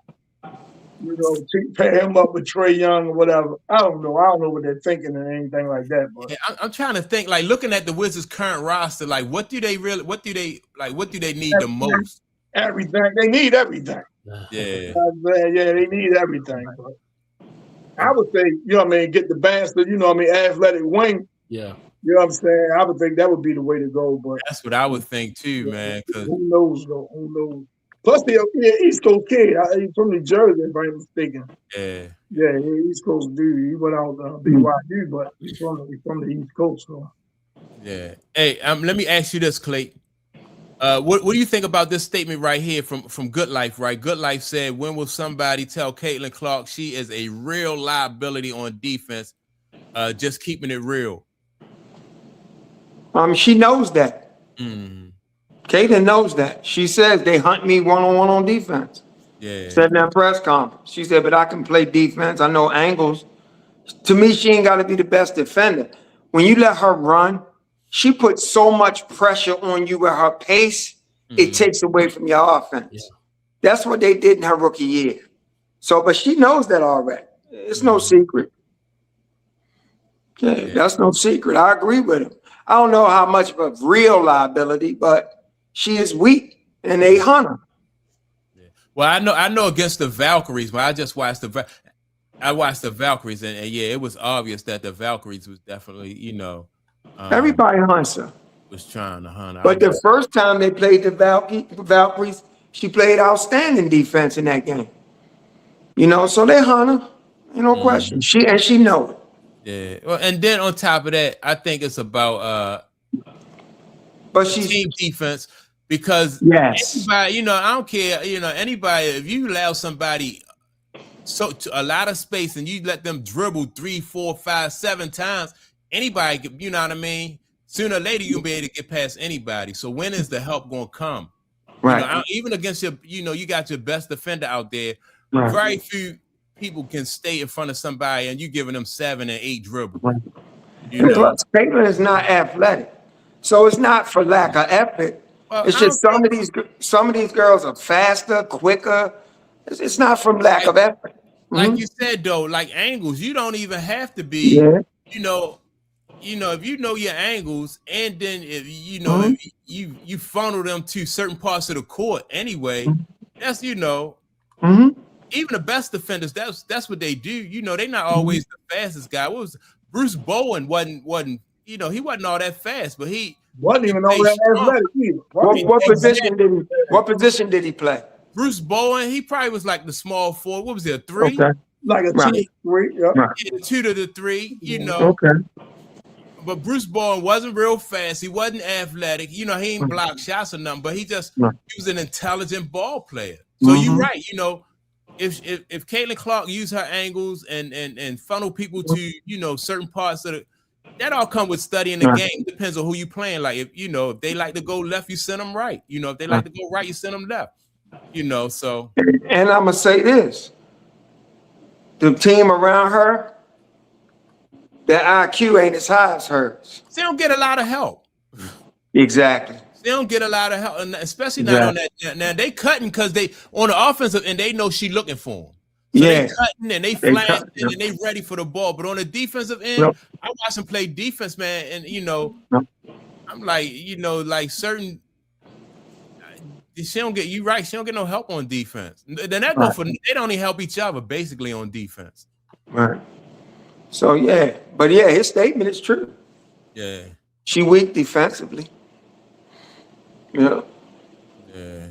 So Hey, look, Time put up, but I want to go back. Just I'm looking at the comment now. He say, Time say Wemby has the capability of being better than Diesel, Kareem, Wilt, Bill Russell, Elijah Wan, Moses, and any other big man you can think of. My man, Time, let me be the one to address this, man. oh man, I wish I could find it. Let's see if I can. Yeah, man. Let me be the one to address this, man. Apples and bowling balls in this, man, because Wemby, he's only a big man in height. He doesn't play a big man's game. Yeah. So to compare him to, you know what I mean, man, Moses, one of the hardest workers ever. Kareem, who retired, the NBA's all-time leading scorer. Wilt, who's a walking, you know what I'm saying, that book, man. To compare and say he could be better than them guys, man. That's Tommy Hearns' reach there, man. That's Tommy Hearns' reach there. So, Yeah. Push back against that, man. That's he don't even play like those guys played. So I wouldn't even compare. I wouldn't even make the comparison to them, man. Wemby really, the way Wemby played, if he played with those guys, Wemby would be a small forward. If he played in the area that them guys played in, he would be a small forward. So no, I wouldn't say that at all. I wouldn't say that. Yeah, I don't even think that, like, if he'd have played in that era with them, I don't even see him. Yeah, I see him being probably like you don't see him being a power forward. Cause remember, Ralph Sampson played. Ralph Sampson was the 4 to 5. Him when they was the Twin Towers. He was a 4. Yeah. So yeah, I mean, I'm just saying the way Wemby, his game, Wemby is on the edge a lot. You know what I mean? Wemby is on the edge. He's on the perimeter a lot. Yeah. You know what I'm saying? He's not down there. No, he wasn't bumping with Shaquille and Hakeem and those guys, man. He has, I mean, capability. Okay, so potential. Okay, that's cool. But he's all-time great shooting name, man. You talking about top 50, man, players ever. The thing he got, I mean, I got to be the old fuddy-duddy with that old type shit there. Man, I got to be the old fuddy-duddy with that, man. Yeah, I mean, I don't want to be all back in my day. I don't want to be like that, but when you comparing them to guys like that, man, nah. Man, Moses wanted to put a body on you. You know what I mean? Every play, you know, at both ends of the court, he laying on people, man. In the parking lot. You know what I mean? He want to bump you in the parking lot. You know what I'm saying? Before he even get on the court, man. So yeah. Moses, that's apples and bowling balls to me, man. Yeah. Let me see. Wemby plays the worst era of basketball. Defense doesn't really exist, and flopping is added work. How y'all feel about the dude Shea and all that flopping, man? I don't like that. I don't dig it either, but I think like we said earlier with I think they can just legislate that out there, but just not calling it. I don't even think it's really a big deal. Exactly, that's right. Just don't call it. Yes, right. Yeah, you know, because you flop every play, you giving up an extra 10 or 15 points a game. That, you know what I mean? And if you stop calling it, stop getting the calls, guess what? They stop doing it. Stop doing it. You know? You compromise not getting back on defense. If you miss the shot, stuff like that. Just don't call it. Just don't call it. The games that he didn't get to the free throw line a lot, they lost. The games he did, they won. You know? And a lot of those things was a lot of flopping and stuff, you know, but. And I think, like I said in the chat too, we was on earlier, I think it's a little bit too much made of it. You know what I'm saying? But, you know, we find stuff to pinpoint and say this is why. That's not why. That boy bad. He's nice. He's nice. Yeah. You know what I mean? But I like how damn, my man in Minnesota. I can't even think of his name right now. Anthony Edwards. Yeah, man, I'm gonna play through that. I like how you know me. I like how I'm gonna play through that. If you bump me, I'm just gonna play through it. Shea ain't the athlete that Anthony Edwards is, so you know what I'm saying. He got to be more. He definitely not as strong as Anthony Edwards, right? Yeah, don't have the bounce and stuff. He don't attack like Anthony Edwards does either. But that's why it's made such a big deal, because Shea is so gifted. Yeah, he don't have to do that. That's why it's highlighted, you know. Yeah. I ain't gonna say those 17 free throws was one of the league's highest enough, and it wasn't. Right. But that made a difference in the game. You know what I'm saying? So, and he Well, don't have to.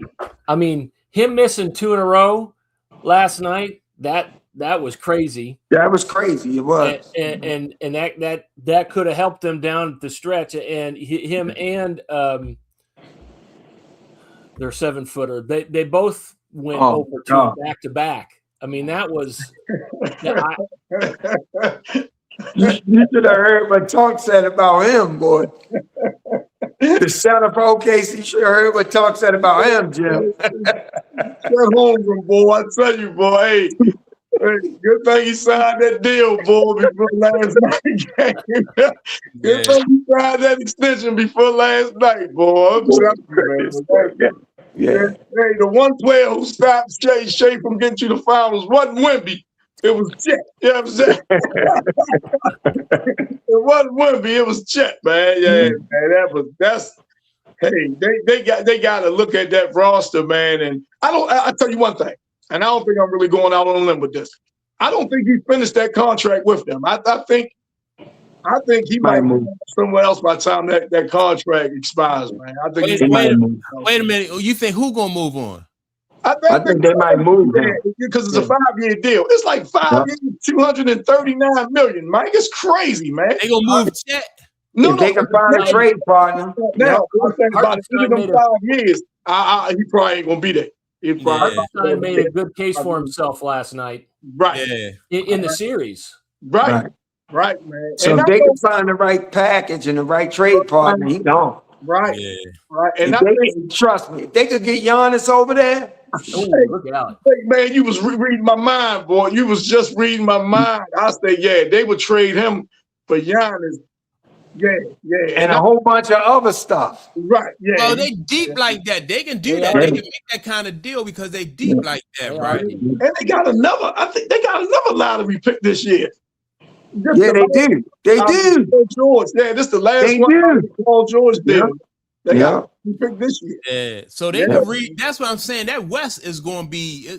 They can just going to reload and go right back at this kid, right? Yeah. And that's one thing I said I liked about what's the Wemby kid, because he raising the bar. So now if you don't match what he bringing to the table, he going to dominate for like the next 10 years or so. This is what I want from San Antonio too, man. I don't want, not easy for me to say this, but I don't want them young guys to leave. You know what I'm saying? I don't want the young guys, Castle and them. I don't want them to leave. I want them to stay with them. Yeah, but see, how can I tell them not take a bag somewhere else if somebody else wants more money? You understand? But I want them to stay with them. I want that young core to stay together, man. I want to see them stay together and see what they can do, man. Because what's the oldest player on their team was who? Harrison Barnes? Yeah, he was on the bench. Yeah. Man, he's 31 or something, but he's like the oldest player on the team. Yeah.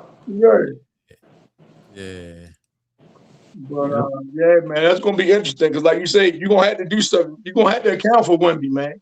Everybody over there gonna have to account for him, so they're gonna have to make moves because they're gonna be the biggest bullies on the block. So, and he's not as good as he's gonna be yet. Right. That's right.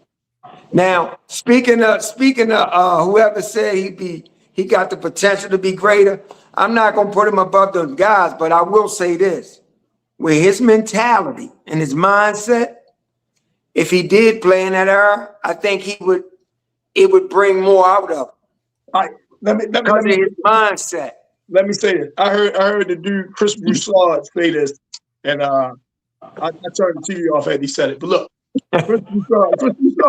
Chris Broussard say if he had Elijah Wan's career, if he had Elijah Wan's career, multiple defensive players, MVP, multiple championships, it would be a disappointment.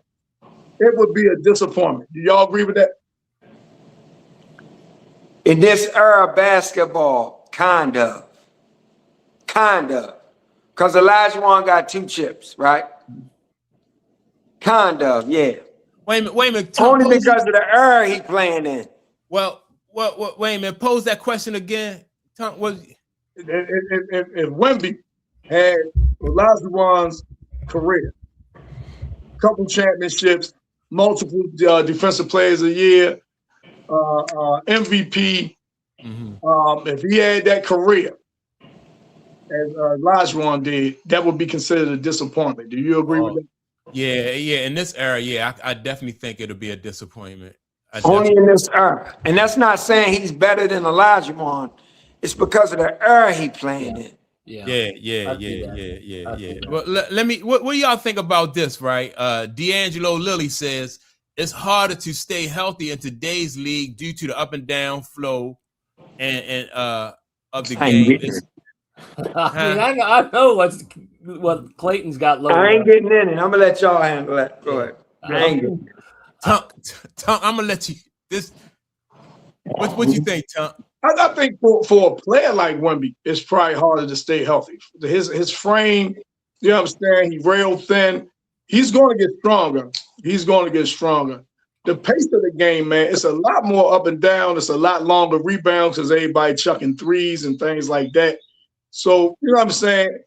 It's not as much banging. So people might tend to believe, well, no, it's easier because you ain't getting leaned on, like we was talking about Moses. We ain't getting leaned on as much. But the up and down, there's a lot more up and down. There's not a lot of walk the ball up. Everything is being pushed to the front court. Yeah. But a guy like Wemby, it might affect him because, man, you know, his frame and things like that. And like you say, they put him on the pitch count for a reason, minutes restriction. So it could affect him. The pace of the game could affect him. Let me say this. I don't think that it's harder. I think it was harder back then. You had the Lakers who ran, but the Lakers was also physical, right? Right. You had the Sixers who ran with Doc and Moses in them, but them dudes was also physical. Right. Houston was, you had the Houston Rockets with the Twin Towers. They was also physical and they could get out at times, right? Right. It just was, I just think, I think it was tougher back then. That's why I think like guys, if you was slight of build and you was more of a finesse player back in the day, you had a harder time than you would today because of the spacing and because you do have more freedom of movement today, right? That's right. So back then, man, even if you ran, you still got hit.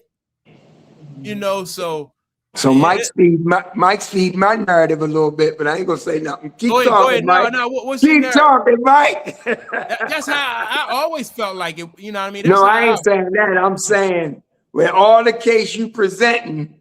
Yeah.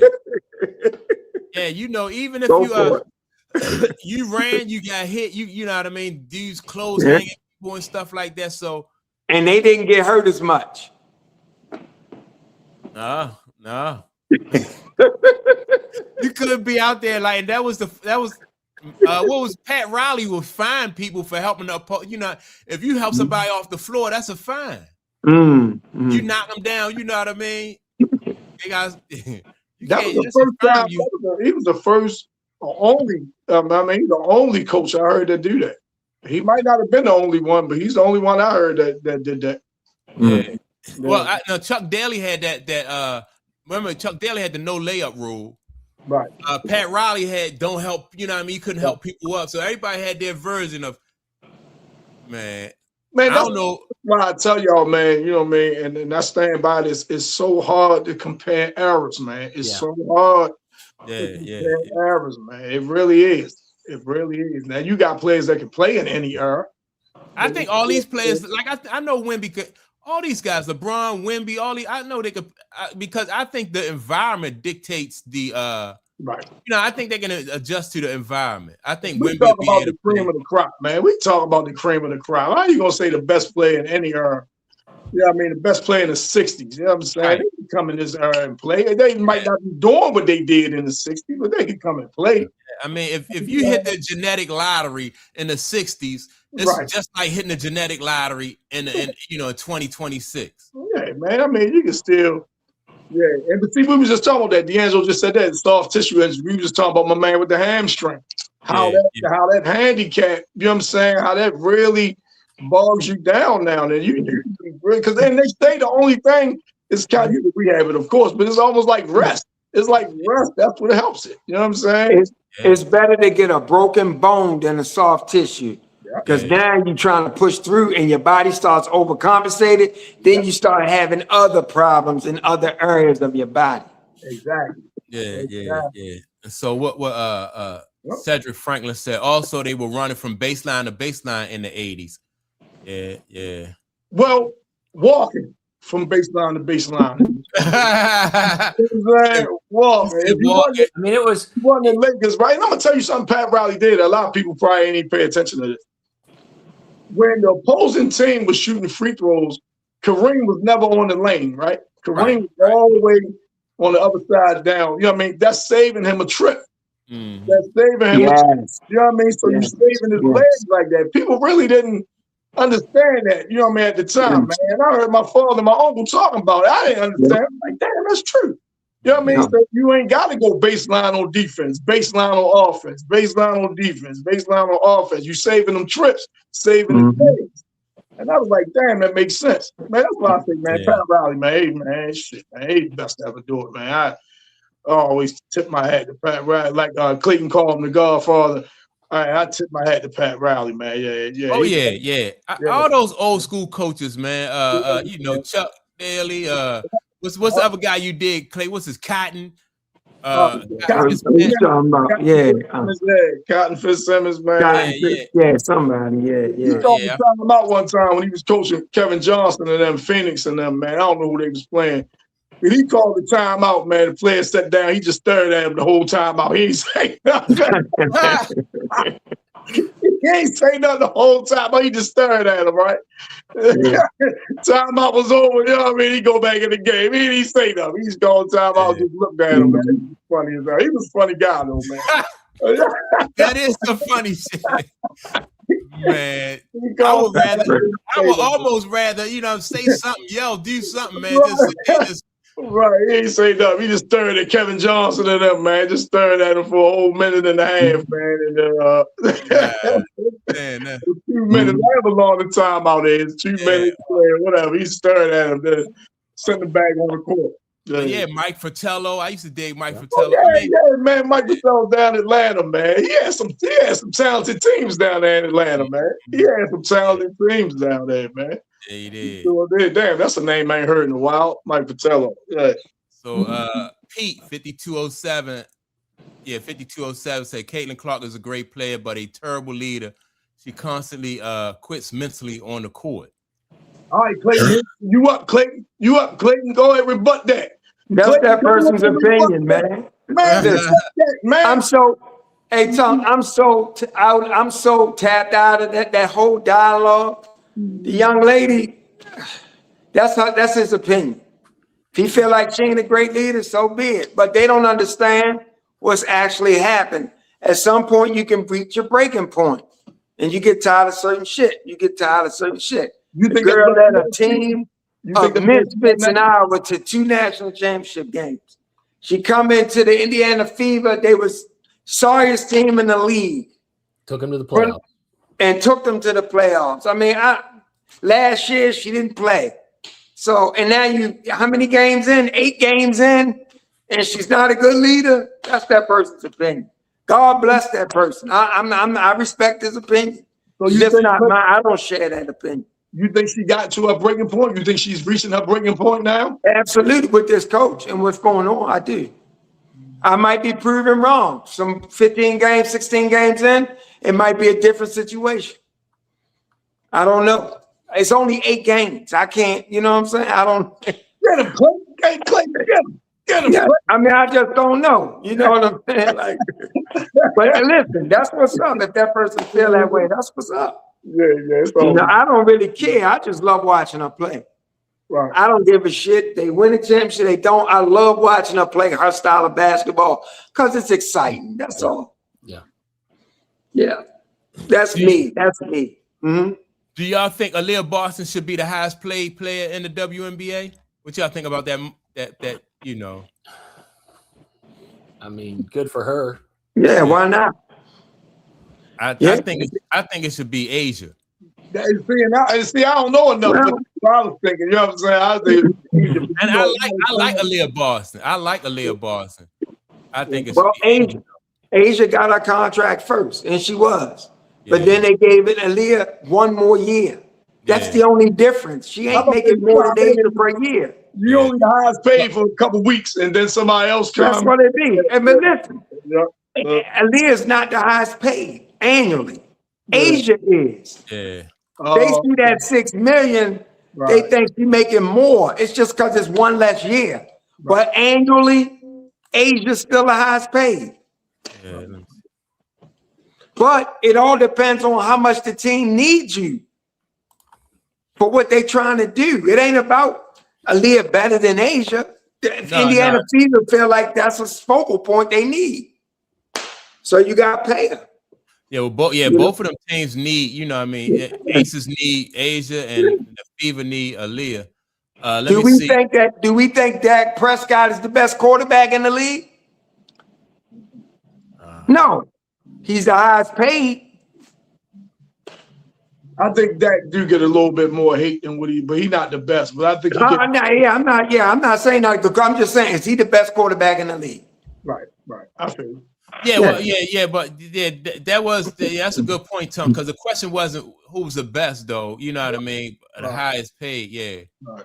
Yeah, because a lot of times the best player, oftentimes, I mean, the best player ain't the highest paid. Mm-hmm. Let me see. And I hate to bring up Michael Jordan because Tunk don't like that, but for most of his career, he wasn't nowhere near the highest paid. He signed one contract and played it out. I knew we wasn't gonna get through. We can't get through a show without. I didn't want to bring it up, but here again, it was a great example. The man made $850,000 a year for so long. Yeah, I even brought him up when we talked about facing the league. So you know what I mean? Yeah. His name gonna make an appearance. You know what I'm saying? His name gonna make an appearance on the show. You know what I mean? Right. Go ahead, Mike. I'm sorry. No, it's let me see. Pete 5207 says LeBron went through tons of criticism and hate. He took Cleveland to a finals in year 3. Let me see. Wemby's final bound with his first rookie year head coach. In year 3, Caitlin Clark arguing with ref in the game. Yeah, Caitlin Clark. This is her 3rd year too. In year 3, still arguing with refs in the game. Yeah, let me see. The floor general quits. The entire platoon is screwed. I mean, there's a dynamic going on here, and Clayton already talked about it. There's a dynamic going on within that team that's unique to that situation that they're going to have to figure out, right? They don't have the conditions that Wemby has and the opportunity that Wemby has had in his 3rd year as a rookie head coach that provides that presented opportunity. And we from the outside, we can look at Indiana and see all the drama that's going on, and drama is not fertile ground for success. No. And also, I want to make this point. She might be in year 3 and everything, but here again, I'm going to bring up Mike again. Mike didn't win a championship until he got his 4th head coach. Year 7. Yeah, but it was his 4th head coach. Yeah. I didn't know that. Yeah. The first year he came and he had that curly head guy. Remember him? Then the first year was Kevin Lowry or whatever. Then the curly head guy. Then Doug Collins. Then Phil Jackson. I didn't know he played under what's the name? The first guy was I didn't know he played under Kevin Lowry, whatever. Yeah, that was his rookie year. Yep. Okay. I didn't know that. Yep.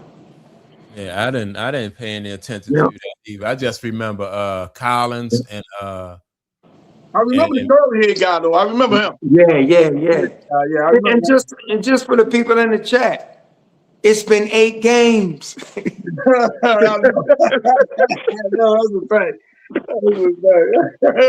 That's only a quarter of the season. That's only a quarter of the season. It's been 8 games.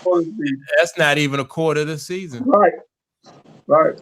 I mean, I don't see Indiana winning a championship this year. Nope. But you're right. You know- You're right. There's a lot of games left, and that team can change dynamics because we've seen that team, or at least a team with Caitlin, change dynamics.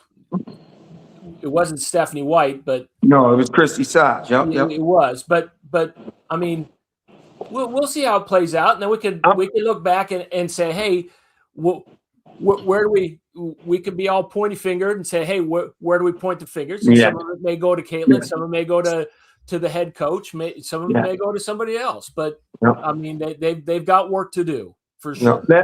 Let year 3 play out, and I'm gonna say this. I'm gonna make a prediction on here. Stephanie White is gonna step down from being the head coach of this team. Does she look like she getting kind of frustrated too? Yes, she's gonna step down, and I do believe she's lost the players. Oh wow, okay. I do, because you could see the effort last night. It wasn't even just about Kate.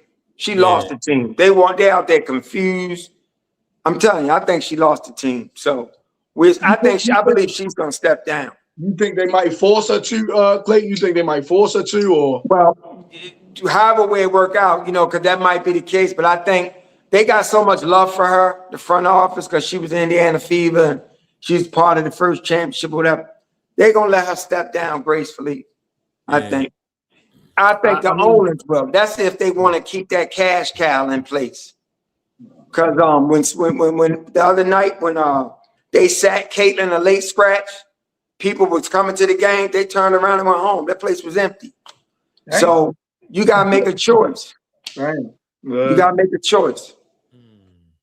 All right, one more. And they getting ready to get blown out Thursday by Atlanta. I think they're gonna get blown out. You think so? Yes. I watch Atlanta, man. I like only as long as Angel Reese play. It ain't even about Angel. It ain't even about Angel. I hear you, but the Angel, that team good. It ain't even about that's Angel. what I'm saying. They are good, but she they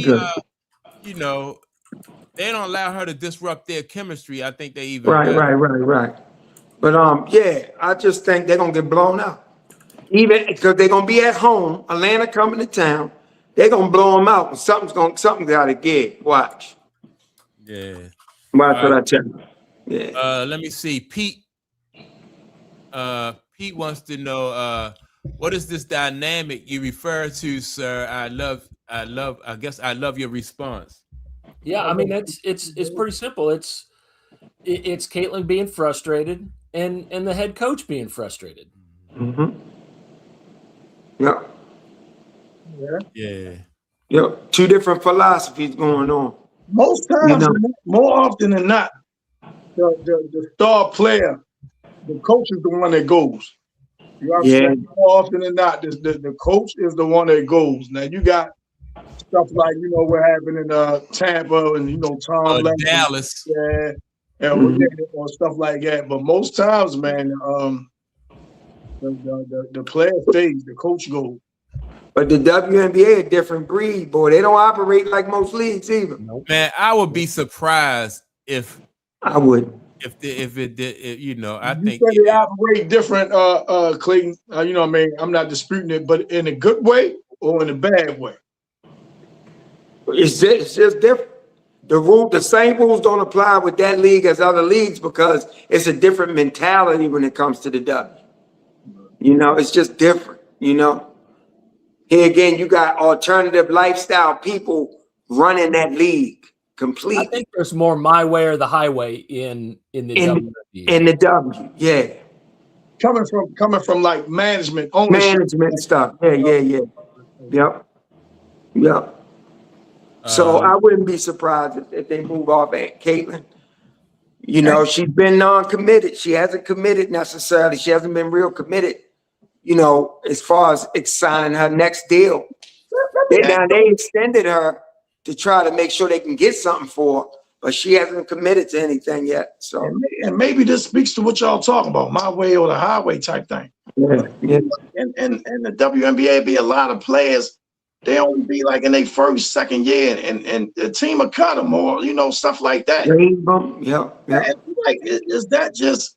I'm thinking like if you just drafted a player and they only been there a year, 2 years, and you already cut them, is this something more than just what's going on the court?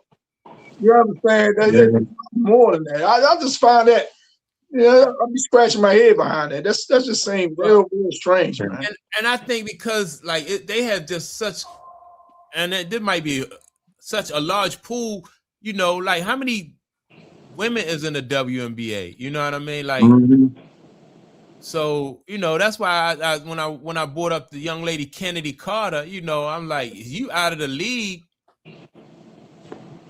Now I can see if the WNBA had like 30 teams in there and the pool was a lot smaller, then she had a little bit more leverage and can get away with some stuff. You know what I mean? But I don't know. They don't have the same type of leverage that NBA ball. Kennedy Carter got way too much talent, and when you that good of a player, there is some ego there. Because she feel like she can beat anybody one-on-one. She feel like she's one of the best in the league. It's hard for that person just be humble enough to sit on the bench and come off the bench and play a role like that. It's going to be hard. Because the very thing that makes her great is actually going to make this a contradiction for her. So you got to play out. Yeah, I can definitely agree with that because, because I mean, like I said, she putting up better numbers than Chelsea Gray. Coming off the bench. Yeah, so she looking at this like, really? No, but still, okay, let's go. Who to start? Jackie Young. She putting up better numbers than Jackie Young. She ain't a point guard, she's a 2 guard, right? Yeah. So she looking at this like, really? What we doing? I should at least be in the game to close it out. I should be in more critical situation. You understand what I'm saying? Yeah. I'm glad. I don't mean to switch up on you, Clay. No, but you good. I'm glad D'Angelo brought this up, right? He said switch it to the D'Angelo is he producing the show today.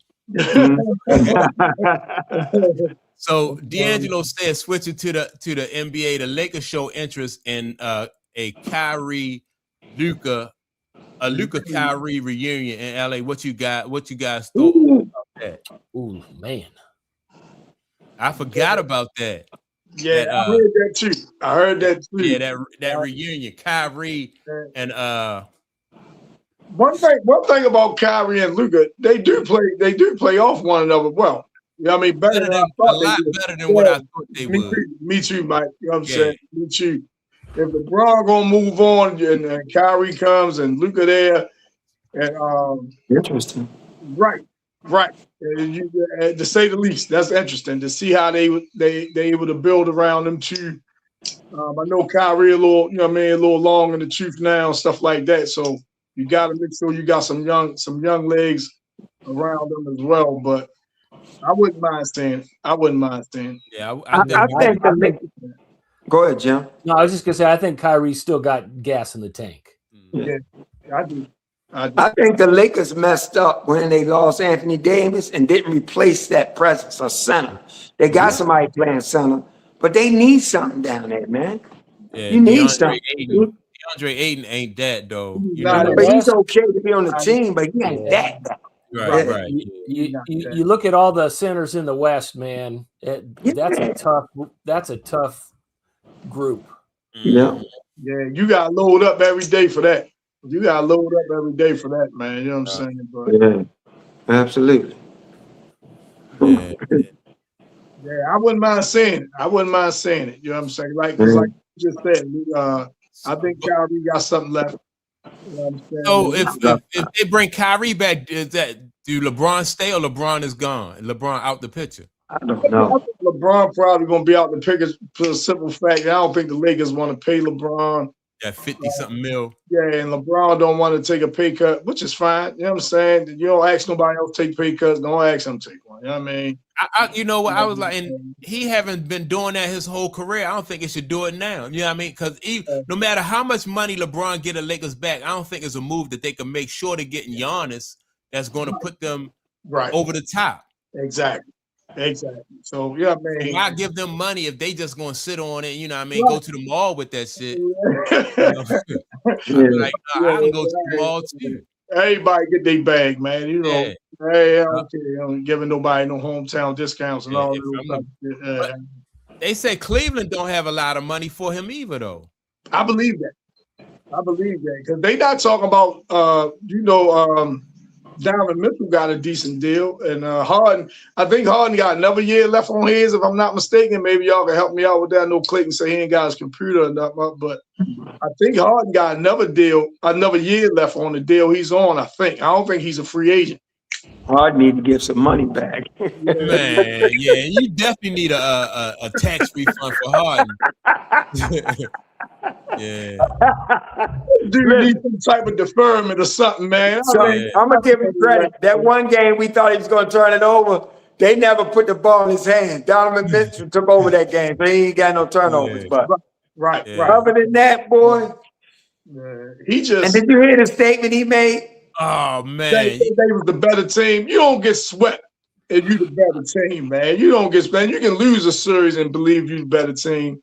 Like you said, 7 games, right? But they get swept. You get swept, man. No, you're not the better team. You got swept, man. His whole post game conference was like a comedy routine. Not only did he say that they were the better team, he said that he helped his team in other ways besides scoring when his corners off. You ain't lying. That's what was funny. That was funny, man. That motherfucker's delusional, man. I'm sure. Like, every play down, this dude Brunson is looking for him. Yeah. And he said, I was like, it was funny what he was saying. That was classic. He's not even able to be a playmaker because they take the ball from him. Yeah. So he ain't able to be a playmaker, you know what I mean? And that's one way you think he could help a team, but no, they don't even trust you enough to have the ball in your hand. Man. In that last game, he had 5 turnovers in that last game. So he don't even foul nobody. Like taking the fouls home. He in foul trouble or nothing. You know what I mean? One foul. He out there playing 40 minutes, man. I remember Pat Bev was saying that D Wade wasn't as good as he was. I remember Pat Beverly was saying that D Wade wasn't as good, man. And I'm like, man, that's crazy. That's crazy. That's crazy. That's crazy, yo. Yeah, that's crazy, man. So they need to do drug testing when people get like that. Well, Pat Beverly is a little off anyway, so yeah. Talking up to that. Yeah, no disrespect to him. Yeah, man. But yeah. He'll go off anyway, you know what I'm saying? Yeah, I don't know. I like it though. I like it. That's how he get in his bag, but he's a little off. That's right. Yeah. So Pete 5207 said the Lakers need to get rid of Bron and it's time for a reset. Yeah, I don't disagree with that. That's my team. I don't disagree with that. Let Bron go ahead somewhere and do whatever you're gonna do. You know what I'm saying? But that's not going LeBron leaving that don't automatically make the Lakers contenders. Like y'all was just saying, no. You're not going to reset, but so much with Luka. You know what I mean? Because Luka, you know what I'm saying? Luka, one of the best players in the league. So how much of a reset, you know what I'm saying, you looking to make? And Luka's still on the roster. So, you know what I mean? Right, yeah. Because, I mean, if you know not making moves and you got Luka on there, you just wasting Luka. Exactly. You know what I mean? Exactly. I just got a feeling the Lakers is going to run it right back. I think LeBron going to be there. I think it's going to be the same setup. You think they're going to give him that money? You think they're going to give him that money? Yep. I think they are, Mike. I think they're going to pay him what he wants. I think they want him to retire as a Laker. Oh, okay. I think they're going to give him what he wants. They're not going to be better. They're not going to win nothing. And like Clayton just said, they're going to be the same in the same predicament. You know what I'm saying? A first round exit or something next year in the playoffs. See, they got something to legitimize it. They could say they wasn't fully strength. Luka was hurt on the playoff run. Right. So you got a built-in excuse to try it again. Run it back. Right. That's right. So what do you think Golden State going to do? I think they're gonna try to make a play for Giannis, but I don't know if they're gonna get him. I still think the Godfather gonna get him, but yeah, I don't know. I think they're gonna make a play for Giannis. If I'm Giannis, I don't want to go to Golden State though, because Steph, you know, and Draymond, they just up in age, man, and Steph can't stay healthy. What's the other guy that Porzingis can't stay healthy? I know, man. Butler's starting to get hurt, you know. The guy who's on the roster, man. Porzingis. Yeah. Yeah, I don't know. I think it's time for Golden State to rebuild too. Yeah. Yep. Well, they don't have no choice. I mean, everybody just aging out. Now it's all about these, you know, these young bucks in the West. You got the Spurs and Then they still got Jimmy Butler. I forgot about him. Jimmy Butler, he's older, a year older, coming off an injury. Yeah, man, they need to retool. Yeah. They need to bring it all the way down to the studs, man. They do. They do. Mm-hmm. You think he going down there with the Godfather Clayton Giannis is? I really do. I just don't think what's the name got enough. I don't think his war chest big enough. That's all I'm saying. Pat Riley himself. I know you can bring other teams in. You know what I'm saying? There you go. There you go. Third team in and stuff like that. Yeah, but there you go. We'll see though. We'll see. But I gotta get out of here, Jim. Yeah, me too, man. Yeah, good seeing y'all, Jim. Man, good to see you. Return of the Mac, isn't it? Return of the Mac. Good to see you, Jim. Jim, man. Good to see you in the flesh, man. Good to see you, man. Safe, brothers. Y'all enjoy y'all weekend and y'all week, man. All right. Man, I appreciate y'all, and yeah, man, we be back at it next Sunday, 11 a.m. We should go live Wednesday night for that first game, boy. Wednesday night. Yeah, what time though? I can do it, but it can't be. Mike, you figure out the time if you free. Yeah, I'm gonna look into what time it is Wednesday so night. You go live, Jim? Yeah. Yeah. We should watch that game together. Yeah, that's what's up. Yeah. Because I know it's going to be on ABC. Right. I think those finals games on ABC. Yeah. ABC. Yeah. But yeah, man, y'all take it easy, man. All right. Peace out. All right, fellas. Appreciate y'all. Thank everybody for tuning in. Make sure to like and subscribe to the channel. Don't forget to tune in next Sunday at 11 a.m. We'll be back. Appreciate y'all.